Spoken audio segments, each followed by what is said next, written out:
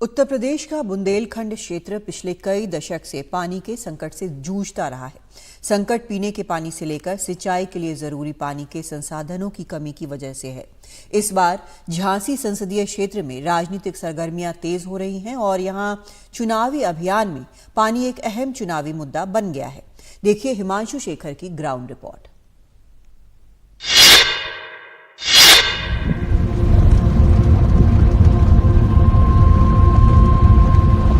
फरवरी 2017 में एनडीटीवी की टीम जब झांसी के अमरपुर गांव पहुंची थी तो पानी के संकट से जूझ रहे किसान गुलाब बैंक से लोन लेकर कुआं खोद रहे थे। ये काम वो 2014 से लगातार कर रहे थे, लेकिन 3 साल की खुदाई के बाद भी पानी नहीं निकला था।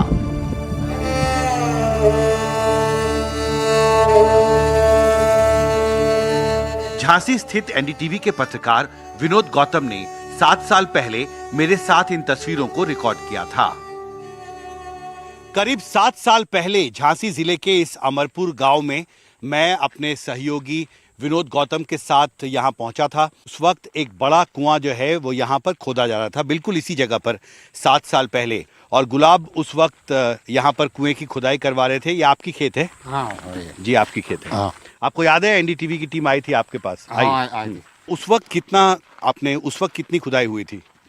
उस वक्त तो बहुत खुदाई करी थी, 20 फुट करी थी। ये तो काफी गहरा है। हाँ? हाँ। उस वक्त भी काफी आप खुदाई कर चुके थे और तब से तो बहुत ज्यादा होगा। खुदाई काफी हो चुकी है। हाँ?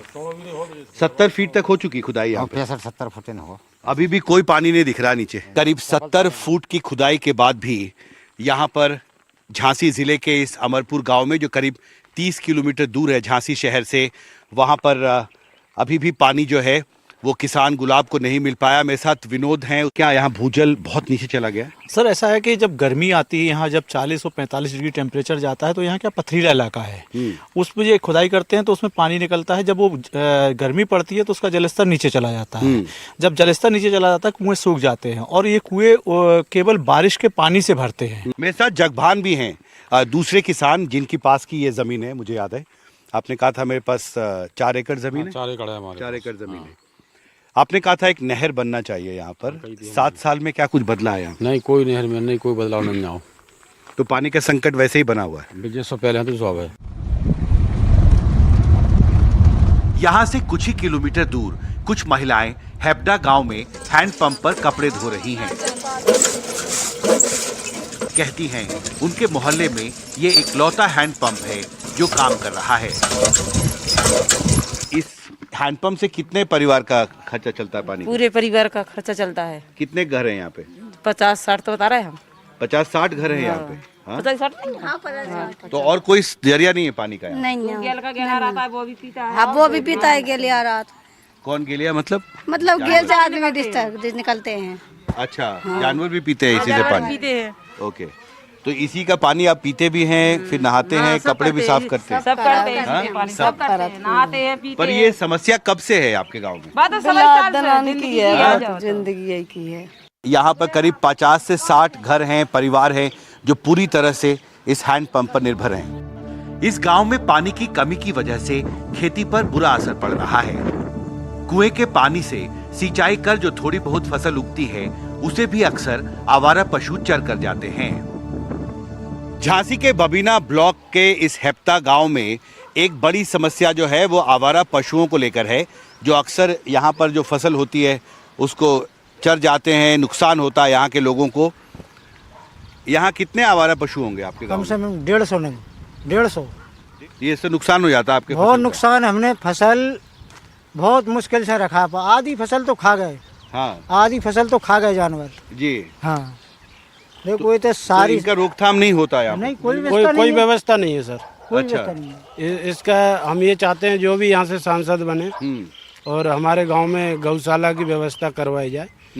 कभी 300 नंग, कभी 200 नंग, ऐसे जब रबी और खरीफ की फसल होती है तब बहुत परेशान रहते हैं जी। चर जाता है सारा, घर पे रहें कि वहाँ रखाएं, मतलब समझ में नहीं आता है। कई बार आप लोगों को यहाँ पर रात में जगना भी पड़ता है?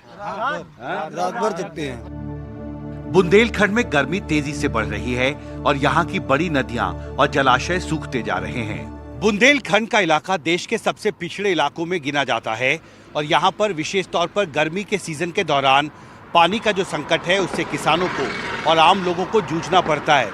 विनोद, ये बेतवा नदी है, अभी मई का महीना है और अभी ये आधी सूख चुकी है।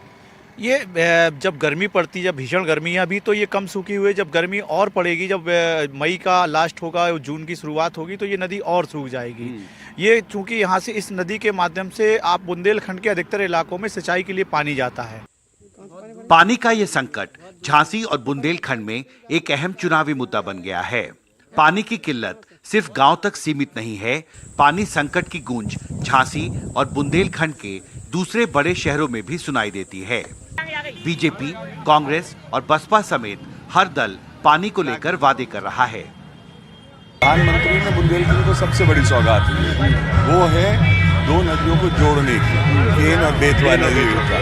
इसकी वजह से जब वो कंप्लीट हो जाएगा तो हम बेतवा जी में बहुत पानी लेके आ सकेंगे। उससे हमारे किसान भाइयों को भी जो तकलीफ होती है, जबकि ये बहुत सारे अभी डैम्स बन गए थे पिछले कुछ सालों में, पर हर नदी को, हर नाले को, यहाँ पे 6000 बुंदेलकालीन बावड़ियाँ थी, इन सभी को रिचार्ज कर सकेंगे। हम जब सांसद बने, हमने हर खेत के अंदर कुएं बनवाने का काम किया जो आज भी है, उससे वाटर लेवल मेंटेन हुआ। ललितपुर हिंदुस्तान का एक ऐसा जिला है जिसमें सर्वाधिक बांध है, लेकिन पीने का पानी और खेतों में पानी आज भी नहीं पहुंच रहा है। और जो आज अमृत पेयजल योजना है उसमें बनी बनाई सड़कें खोद दी, किसी भी गांव में आपको नल चलते हुए दिखाई नहीं देंगे। बहुजन समाज पार्टी की सरकार जब बनी थी तो माननीय बहन जी ने सरकारी हैंडपंप लगाने का अभियान चलाया था। गांव-गांव सरकारी हैंडपंप लग रहे थे, लेकिन सरकार बहन जी की जाने के बाद हैंडपंप पे जो हैंडपंप उस समय के लगे हैं ना उनकी रिपेयरिंग रिबोर हो रहे हैं, ना रिपेयरिंग हो रहे हैं, और समस्याएं बढ़ती चली जा रही हैं